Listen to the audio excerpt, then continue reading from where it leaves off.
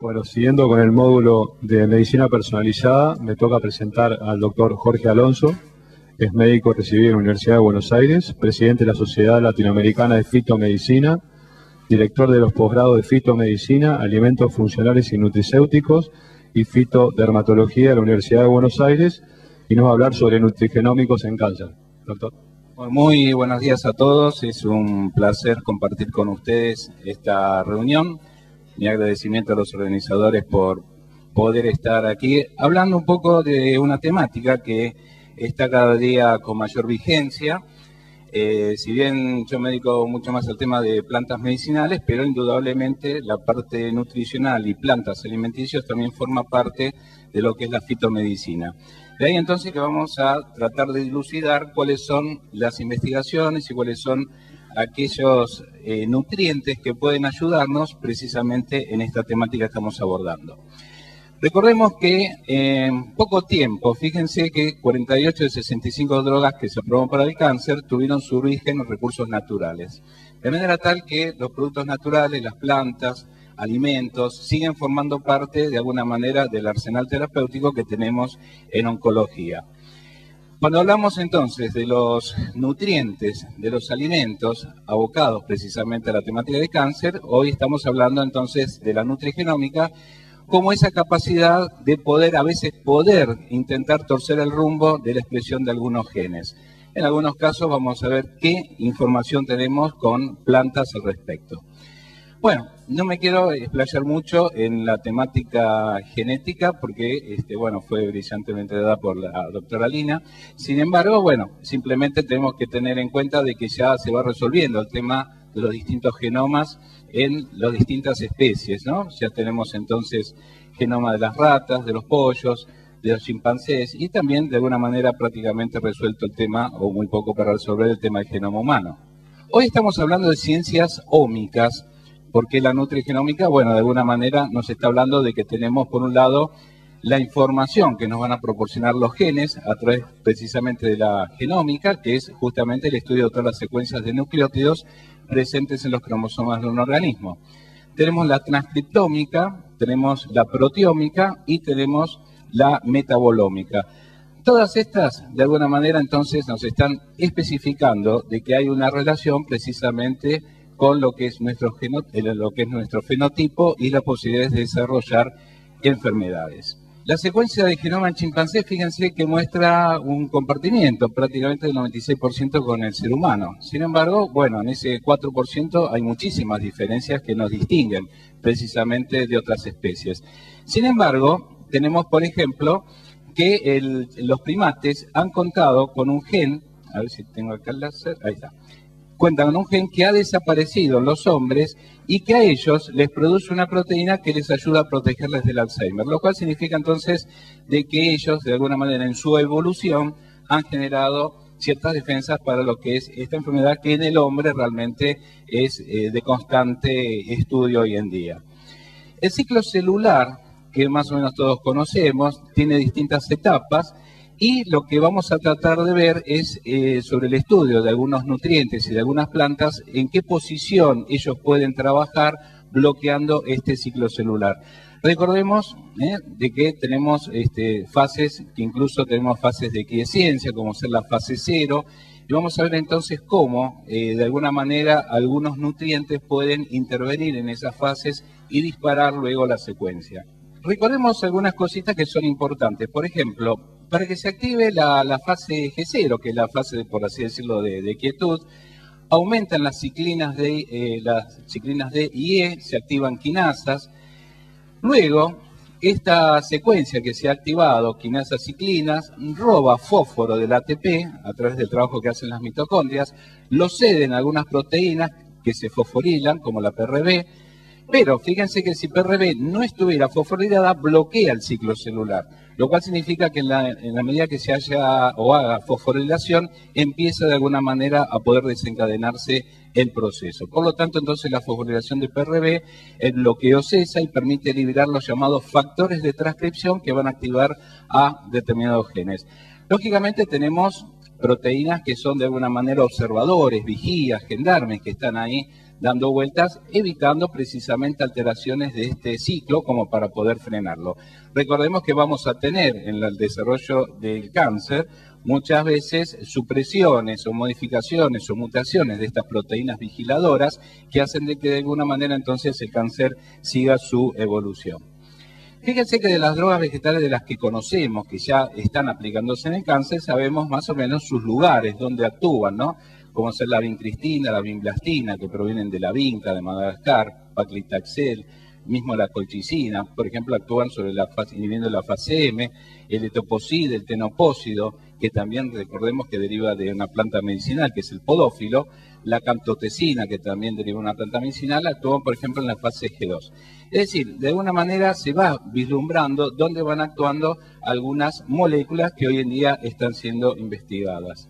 Entonces, podemos decir, de alguna manera, haciendo una breve semblanza de la etiopatogenia del cáncer, que pueden surgir los cánceres por exceso de activación de genes codificadores de proteínas estimuladoras, como ser, por ejemplo, el paso de prontogenes justamente hacia oncogenes, o también por un fracaso en los genes encargados del freno y o la apoptosis o muerte celular programada, como ser estos elementos, que son muchos de ellos proteínas que trabajan. De alguna manera puede haber una combinación de ambos, como causal de todo esto. Las células tumorales también tienen fallas cuando se van reproduciendo. Entonces, ellas de alguna manera han evolucionado y han generado sus propios mecánicos para que puedan de alguna manera establecer o acondicionar las rupturas de algunos telómeros.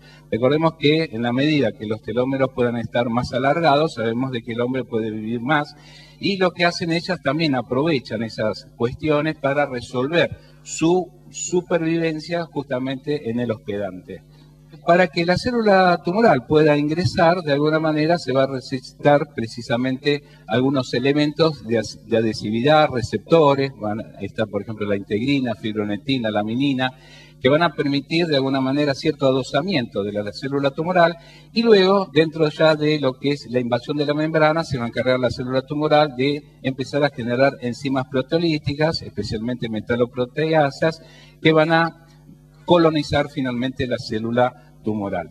Todo esto que estamos explicando, de alguna manera, queremos simplemente darles a entender a ustedes de cómo las plantas van a intervenir en algunas de estas secuencias.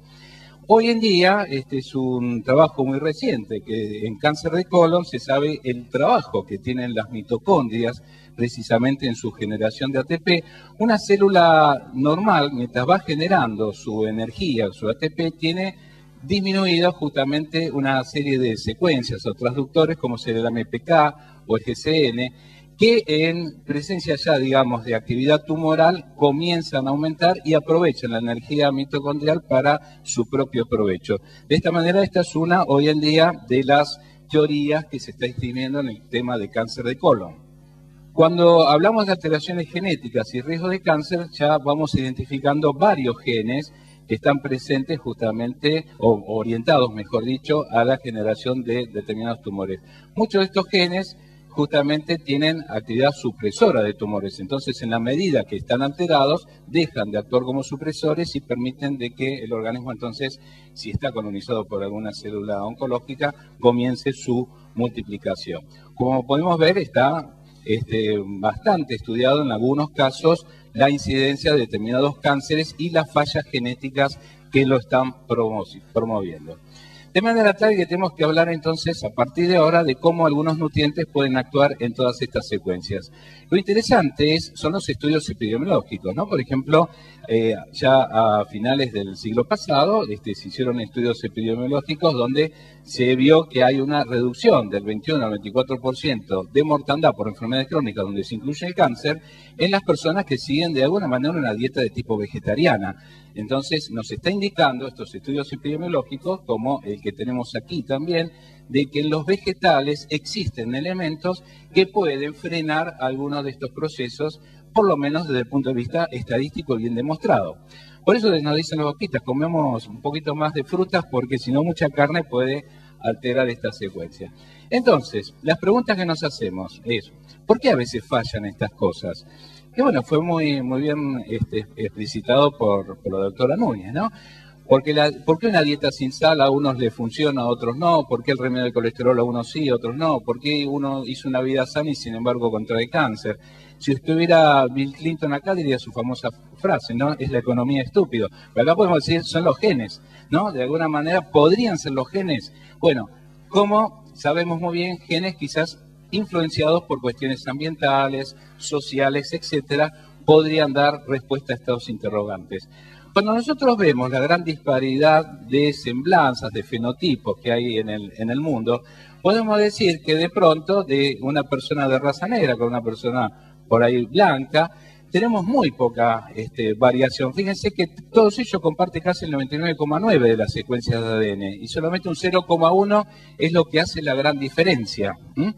Por eso, fíjense, con el chimpancé teníamos un 4% de diferencia. Cuando analizamos lo que se ha dicho de los polimorfismos, podemos decir, por ejemplo, que tenemos en algunas personas las pequeñas variaciones corresponden a una de las secuencias de nucleótidos, ¿no? Por ejemplo, puede haber alteración justamente con la guanina, la citosina, la adenina, que son esas pequeñas diferencias las que empiezan a condicionar los polimorfismos.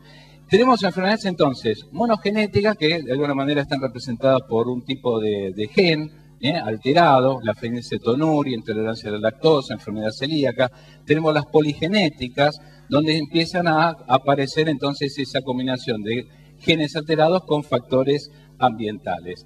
Ya por suerte los chiquitos, cuando nacen, algunas cosas monogenéticas podemos prevenir, como será el caso, por ejemplo, de la fenilcetonuria cuando recién nacen. El proyecto Genoma Humano contempló entonces el estudio de lo que es la secuencia del genoma humano, en la cual, como podemos ver, aparecieron datos interesantes, ¿no? Solo 0,8 o 2% del genoma humano contiene genes codificantes de proteínas, serían solamente 35.000. Es un poco el target donde nosotros ahora vamos a tratar de estudiar y que pueda tener relación con la aparición de cáncer. El 89% está representado por secuencias repetidas que no codifican para algo conocido hasta ahora. Por lo tanto, hasta la fecha se desconocen las funciones de más de la mitad de estos que son los poquitos que codifican proteínas. De manera que queda todavía un amplio campo por investigar en toda esta temática. Y fíjense que el número total de genes, de pronto, era menor al que se pensaba en el ser humano. Tenemos menos genes de pronto que una entemoeba. Así que cada ser realmente es muy diferente entre los seres vivos y tiene cada uno su propia problemática. Conocemos ya de pronto, dentro de los que son polimorfismos, en el polimorfismo genético, de la enzima superóxido dismutasa dependiente del manganeso, o sea que hay un mayor riesgo a padecer cáncer si existe un polimorfismo justamente en ella. Y se ha observado que tiene que ver también la dieta, cuando es pobre en frutas, vegetales, ácido ascórbico y alfa-tocoferol. También tenemos, por ejemplo, una variante polimórfica del gen que codifica la glutatión peroxidasa 1, es una enzima que depende del selenio y se ha relacionado también con el riesgo de cáncer de pulmón y de mama. Entonces, de alguna manera tenemos variantes polimórficas a justamente estudiar en todo esto, los llamados oncogenes. Y recordemos acá, va a venir una serie de secuencias que son investigadas hoy en día. Los oncogenes cuentan con vías de señalizaciones para esa proliferación celular. Tienen receptores de factores de crecimiento, factores de transcripción como el factor nuclear kappa beta y también transductores citoplasmáticos de señales. Entonces, cuando nosotros vemos que entra, por así decirlo, un oncogen a desarrollar su actividad, en la colonización de la célula va a trabajar sobre una serie de señalizaciones, es decir, va a tener carteles que le van indicando cómo va a penetrar, por dónde tiene que doblar, si hay un semáforo para decir, toda una cuestión de rutas específicas para desarrollar su actividad.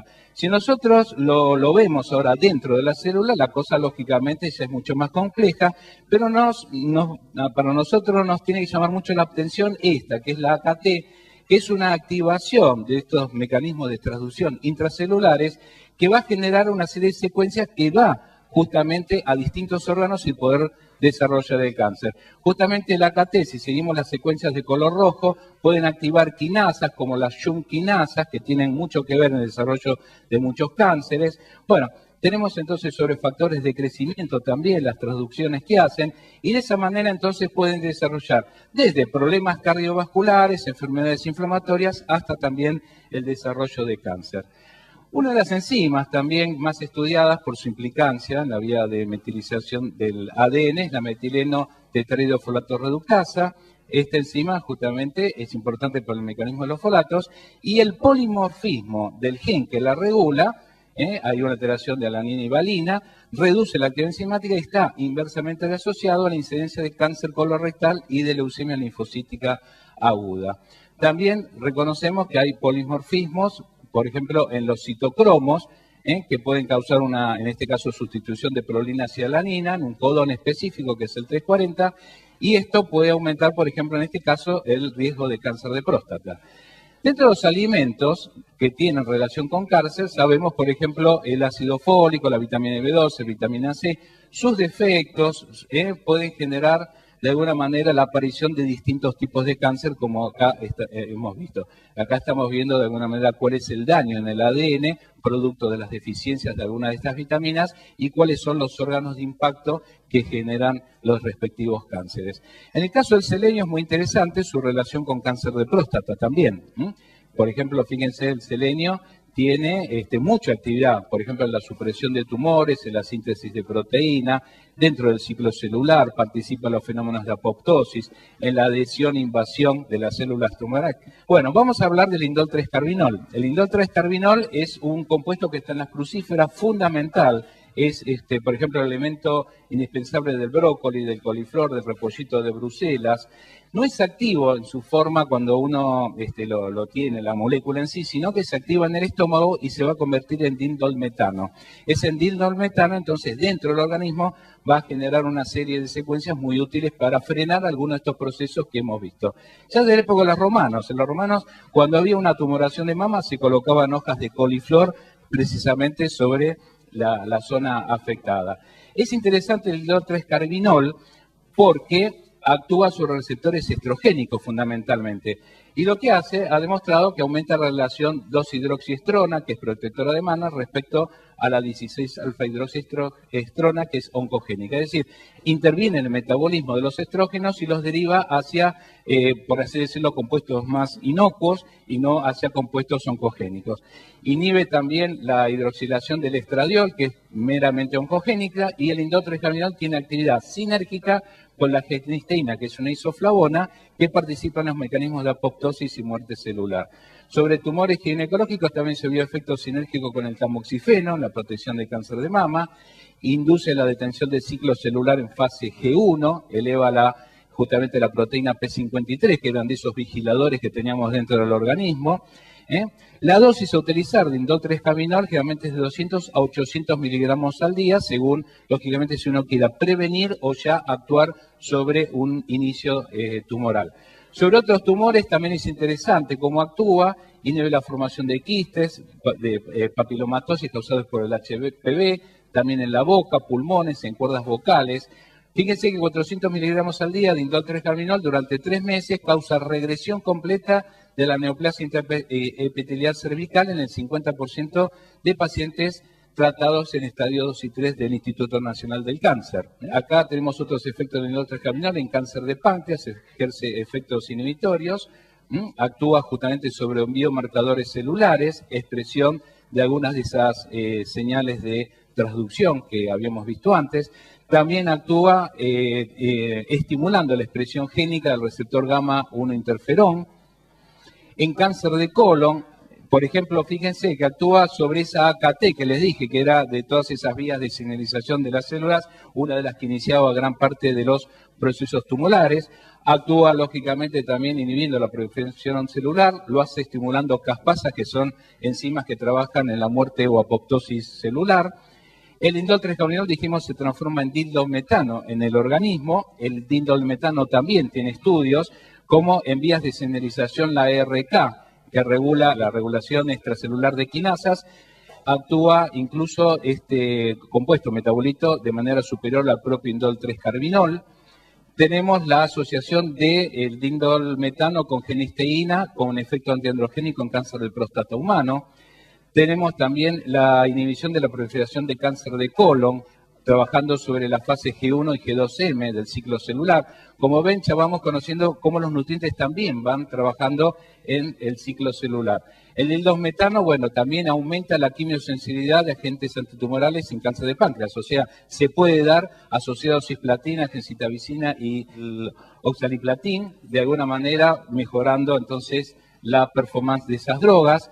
Reduce también a nivel inflamatorio la aparición de óxido nítrico, prostaglandinas proinflamatorias, interleuquinas, la 1-beta también, que todas estas están no solamente asociadas a inflamación, están asociadas a cáncer también. De manera tal que por eso entendemos que muchas de las vías antiinflamatorias hoy también sirven para trabajar a nivel de cáncer. Y del coliflor, brócoli, repollo de Bruselas también tenemos los sulforafanos, que también trabajan sobre el ciclo celular, sobre la diferenciación celular, antioxidantes, apoptosis, etcétera. El resveratrol, todos lo conocemos por los beneficios a nivel cardiovascular, es agonista también débil en los receptores estrogénicos, trabaja junto con la daiceína y es antagonista de receptores alfa y beta. Estimula el óxido nítrico sintetasa, disminuye la densidad plaquetaria, esto es beneficio en el área, lógicamente, cardiovascular. Trabaja en dosis mayores, ya actividad antitumoral, estimula tirosina-quinasas, caspasas, bloquea receptores alfa-estrogénicos de alguna manera, entonces se puede dar el resveratrol en antecedentes de cáncer de mama. El resveratrol también sensibiliza el cáncer de colon cuando es resistente al 5-fluoracilo. Se da también en patología prostática, en dosis de 50 miligramos. Las dosis generalmente que se manejan de resveratrol preventivamente se pueden manejar pequeñas dosis 5 y máximas 50 miligramos. La cúrcuma es otro de los grandes alimentos en cáncer. Hay varios trabajos que relacionan su actividad en cáncer de colon, mama, páncreas, próstata. Trabaja sobre mecanismos justamente relacionados con todas estas vías inflamatorias, vías de transducción, etcétera. Las curcuminas inhiben la degradación de la cromatina, de la fragmentación del ADN, esto es importante a nivel genético, disminuyen la expresión del gen P65 vinculado con intermediarios proinflamatorios que derivan luego en alteraciones del ciclo celular, aumenta la caspasa 3 que induce la apoptosis o muerte programada. La turmerona ha demostrado apoptosis ya en células leucémicas. Hay ensayos clínicos en tumores de piel donde se demostró el beneficio de utilizar crema con curcuminoides. Bueno, otros beneficios de la cúrcuma que son indudables, ¿no? Es uno de los grandes hepatoprotectores en problemas de colon irritable, uveitis, osteoartritis, artritis reumatoidea, colitis ulcerosa. Estas son las vías por las cuales trabaja sobre los inicios de tumores, trabajando sobre distintos mediadores, el factor nuclear kappa beta, tenemos sobre metabolitos tóxicos, carcinogénicos. Realmente, si nos vamos más todavía adentro, fíjense sobre todo los genes de expresión que ya está trabajando, sobre factores transcripcionales, proteinquinasas, enzimas. El ácido láctico, bueno, ya no queda casi nada de tiempo, les voy pasando. El ácido láctico también de las frutillas, es fundamental, regulando las alteraciones en el gen P53. El ácido láctico también interviene sobre distintos factores, regula la expresión de 37 genes. La pectina modificada de la cáscara de la naranja, que es la partecita blanca en cáncer de próstata, tiene ya varios trabajos al respecto, trabaja sobre zonas de adhesión que son las galectinas. La berenjena está siendo ensayada con varios trabajos en carcinoma de células basales. Hay productos no todavía en Argentina, el Curaden, que está hecho para carcinoma vasocelular y espinocelular de piel. El mangostán, que está muy de moda hoy en día, trabaja sobre una de las vías, que es la yunquinasa, que son las vías de transducción dentro de la célula en la generación de distintos cánceres. La garcinona y la alfa-mangostina son los compuestos más importantes en estos tipos de cáncer. El cardomariano, hoy que todo el mundo conoce como hepatoprotector, hoy es producto para cáncer. Le podemos asegurar que trabaja en gran cantidad, justamente de los que hemos mencionado, factores nucleares, metaloproteasas, tiene varias actividades antioxidantes, varios factores de transcripción. El goji, que muchos también lo deben conocer, son frutos que también tienen actividad antioxidante. Hay trabajos interesantes en cáncer de colon, se sabe en qué fase del ciclo genera el cese, reduce daños neuronales, es un gran neuroprotector. El azaí, que también está muy de moda, tiene varias actividades también en cáncer, sus distintas citoquinas proinflamatorias, vías de transducción, expresión de citoquinas, etcétera. Trabajos por ahora muy bien direccionados en los casos de leucemia. La graviola, que también muchos ya conocen, con una gran actividad antitumoral, por ahora no hay ensayo clínico, pero sí muy buenos trabajos en células de pulmón, adenoma de cáncer de colon y en carcinoma nasofaríngeo. Serían los 3 tipos de cánceres donde la graviola podía trabajar. El té verde, que también todos lo conocen, tiene estudios epidemiológicos excelentes, reducción de cáncer de estómago, letigalocatequina sería el compuesto más importante del té verde. Y ya finalizo, el jugo de granada sin cáncer de próstata. Hay interesantes trabajos donde el consumo de 80 mililitros reduce los incrementos del antígeno prostático. Los polifenoles inhiben el gen de expresión de síntesis de enzimas fabricadoras de andrógenos. Así que finalizando un poco todo esto, digamos que volvemos a la naturaleza, a los alimentos como parte de la cura. Y como decíamos, los chips en el futuro pueden, ya desde que cuando una criaturita nace, podamos a través de gotitas de sangre poder ver qué sucede en el organismo. Bueno, muchísimas gracias. Doctor, respecto en nuestro medio, accesibilidad a los productos cuando tienen que ser utilizados como suplementos, en el caso de la curcumina, y cómo es el tema de la regulación. Bueno, por un lado, muchos de estos productos por ahí no están como productos en sí en el mercado farmacéutico, sino que hay que pedirlos a través de recetas magistrales. Hay muchas farmacias, muchas que se dedican a medicina ortomolecular, están trabajando con este tipo también de productos. La legislación argentina lamentablemente está muy retrasada.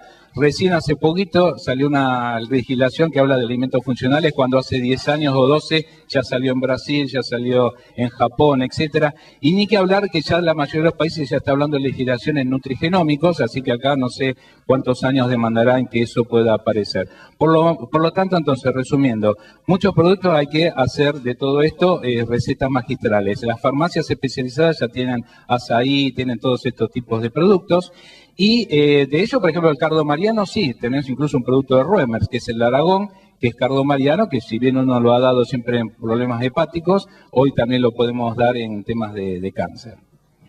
Hola, quería preguntar sobre si hay estudios hechos sobre alimentos benéficos o perjudiciales, como la leche, por ejemplo, tengo entendido, para los linfomas particulares. Lo que pasa acá ya no es un producto de los que nosotros manejamos, fitoterápico, nutricional, ¿no? De la leche en linfomas no tengo referencia, no te puedo decir, lamentablemente. Donde todos estos alimentos que usted menciona, ¿hay algunos específicos? Sí. Lo que pasa que, acá me limité más que nada a nutrición, hablé de nutrientes, porque hay muchas plantas medicinales que sí tienen, yo podría hablar de uña de gato, de la moringa, decir, tengo una lista grande de plantas que sí actúan en el linfoma de Hodgkin, pero me circunscribí a la charla de esto. En todo caso, ahí tienen mi email, cualquier duda me pueden escribir y ahí yo les puedo enviar información, papers, etcétera. Y lo que yo le quería preguntar, si usted tiene algún conocimiento con respecto a la deficiencia de hierro, si bien el organismo está casualmente preparado para evitar tener exceso de hierro, fundamentalmente por las infecciones bacterianas en toda la historia de la evolución animal, cuesta creer que la deficiencia de hierro, siendo tan importante en todos los pasos metabólicos, vías respiratorias y toda la influencia que tiene sobre el cerebro en la depresión, cuesta creer, y a lo mejor es muy importante, que a lo mejor la deficiencia de hierro tiene algún efecto, la pregunta sería, ¿tiene algún efecto protector sobre el cáncer? ¿O hay descripciones que la deficiencia de hierro pueda activar o desactivar algunos genes? ¿Usted tiene algún conocimiento? No, de los pocos trabajos, digamos, que he visto relacionados con hierro y cáncer, se ha visto, por ejemplo, alguna relación entre déficit de hierro y la por así decirlo, la alteración o polimorfismo sobre un determinado gen. No recuerdo exactamente ahora para decirte qué genes, yo te puedo buscar ese trabajo y enviártelo, pero de lo poco que yo pude buscar, más se debía a deficiencias respecto a modificaciones de algunos genes por el déficit de hierro. Bueno, muchas gracias.